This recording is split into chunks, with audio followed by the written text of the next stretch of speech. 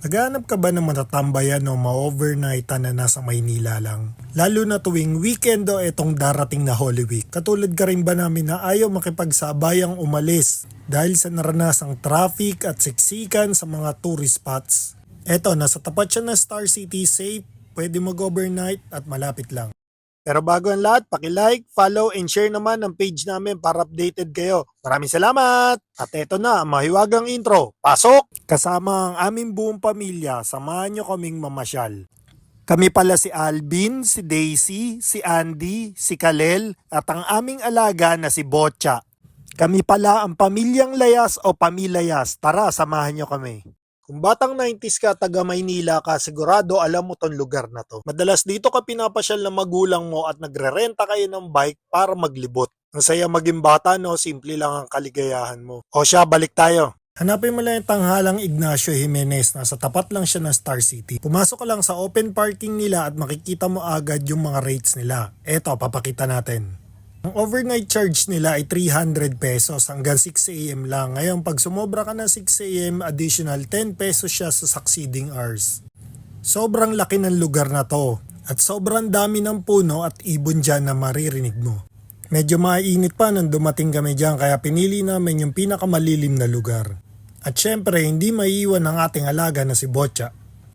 Ayan, latag na natin yung pangmalakasan nating mesa. Parating nasa sasakyan niya kasi hindi natin alam kung kailan natin kakailanganin yan. Para makapagluto na agad tayo ng merienda natin kasi gutom na mga alaga natin. Dumating kami dito ay 2:20 ng hapon pero may luto na talaga kaming matamis na saging. Ito yung merienda namin. Ang dami niyan kasi yung iba dyan pinamigay rin namin sa mga guard at yung mga parking attendant. Ayan, si Madam, pakuya-kuy lang. Hindi rin makapaglakad-lakad kasi sobrang init pa. Wala pang masyadong tao niyan.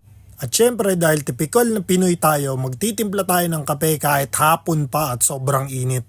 Sabayan natin yung init ng panahon, ng init ng tubig din. Yan! Implayin na natin yung kape kasi may isa pa tayong lulutuin. Ito yung isa pa namin baon, ang paborito rin nila. Ang bilis maubos na ito, pagkaluto pa lang, kinakain na agad kahit mainit pa.